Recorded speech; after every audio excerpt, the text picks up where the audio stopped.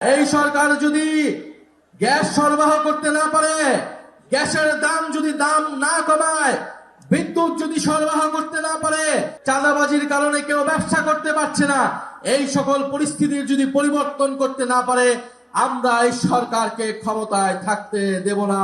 পুরো বাংলাদেশ তীব্র জ্বালানি সংকটে ভুগতেছে এই মুহূর্তে। সরকারের অপরিকল্পনা, সরকারের নজিরবিহীন লুটপাট, দুর্নীতি এর জন্য দায়ী। তারেক রহমান বর্তমান সরকার প্রধান, উনি এসে বলেছিলেন যে আই হ্যাভ এ প্ল্যান। পুরো বাংলাদেশ কিন্তু তারেক রহমানের প্ল্যান দেখে ফেলেছে। দেশের চাঁদাবাজি আগের তুলনায় আরো বেড়েছে, দেশের দুর্নীতি আগের তুলনায় আরো বেড়েছে, সবকিছুর দাম ঊর্ধ্বমুখী। অথচ বাজেট সেশনে তারা কি বলছিল যে এই বাজেট হওয়ার পরে কোনো কিছুর দাম নাকি বাড়ে নাই, কোনো কিছুর দাম নাকি বাড়বে না। এইরকম একের পর এক মিথ্যা কথা তারা বলে যাচ্ছে। তারা সংবিধান সংশোধন কমিটির নামে জনগণের সাথে বিশ্বাসঘাতকতা করছে, প্রতারণা করেছে। ফলে এই সরকারকে আমরা একটা প্রতারক সরকার বলতে পারি, একটা বিশ্বাসঘাতক সরকার বলতে পারি। যাদের টাকা নিয়ে তারা নির্বাচন করেছিল, এখন তাদের হাতে দেশের সম্পদকে তুলে দিচ্ছে। ফলে বিএনপির সরকার আমরা দেখেছি যে তারা যারা ব্যাংক লোপাটকারী তাদেরকে সুযোগ করে দিয়েছে, যারা ঋণ খেলাপি তাদেরকে সংসদে দিয়েছে, মন্ত্রণালয় দিয়েছে, যারা তাদের নির্বাচনে হেরে গিয়েছে তাদেরকে সিটি কর্পোরেশনে প্রশাসক বানিয়েছে। রাষ্ট্রের টাকা খরচ করে তারা নিজেদের নির্বাচনী প্রচারণা করছে। দেশের সকল প্রতিষ্ঠানকে তারা দলীয়করণ করছে। নির্বাচন কমিশন থেকে শুরু করে স্থানীয় সরকার সবকিছুতে দলীয় লোক বসিয়ে দুর্নীতি এবং লুটপাট শুরু করেছে। সারা দেশে ইউনোদেরকে মারধর করা হচ্ছে ফ্যামিলি কার্ডের জন্য। কারা মারধর করছে?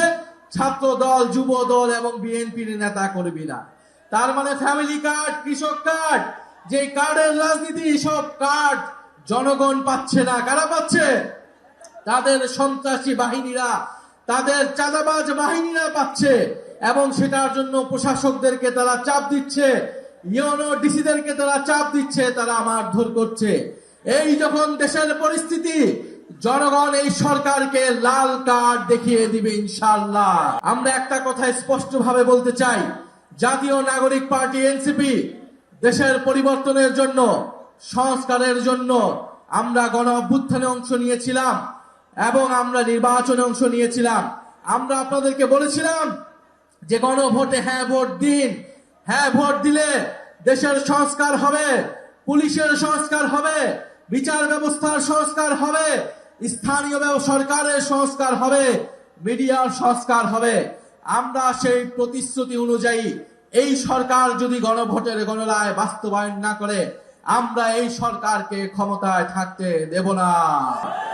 তোমাদেরকে ভোট দিয়ে ক্ষমতায় বসানো হয়েছে দুর্নীতি এবং লুটপাট করার জন্য নয়, জনগণের নিত্য প্রয়োজনীয় দ্রব্য যাতে সরবরাহ করতে পারো, তেল গ্যাস যাতে সরবরাহ করতে পারো, সেজন্য তোমাদেরকে ক্ষমতায় বসানো হয়েছে।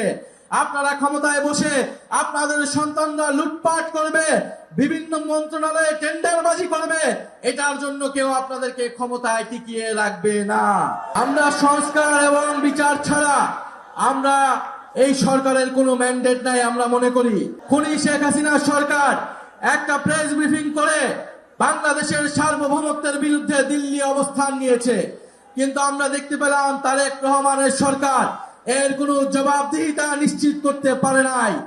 এবং যদি জবাবদিহিতা নিশ্চিত করতে না পারে, তাহলে তারেক রহমানের ভারত সফর কোনোভাবেই এদেশের জনগণ মেনে নেবে না। দেশের সার্বভৌমত্বের উপর আঘাত এসেছে, দেশের গণতন্ত্র বিচার ব্যবস্থার উপর আঘাত এসেছে। এবং আমরা দেখতে পেলাম এই সরকার একটা প্রেস রিলিজ দেওয়া ছাড়া আর কিছুই করতে পারে নাই।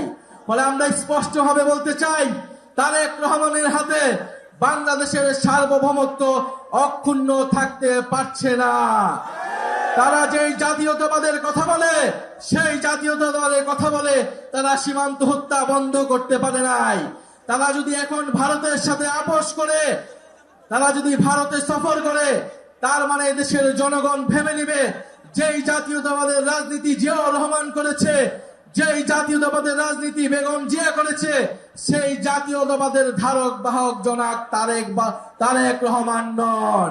খুনিদের বিচার নিশ্চিত করতে হবে, সংস্কার নিশ্চিত করতে হবে এবং অবিলম্বে বিদ্যুৎ দিতে হবে, বিদ্যুতের দাম কমাতে হবে, গ্যাসের দাম কমাতে হবে এবং চাল ডাল সহ নিত্য প্রয়োজনীয় দ্রব্যমূল্যের দাম কমাতে হবে। কিভাবে কমাবেন আমরা জানি না, কোনো অজুহাত দেওয়া চলবে না। আপনাদেরকে হয় ক্ষমা চাইতে হবে, নয় সেগুলোর দাম কমাতে হবে।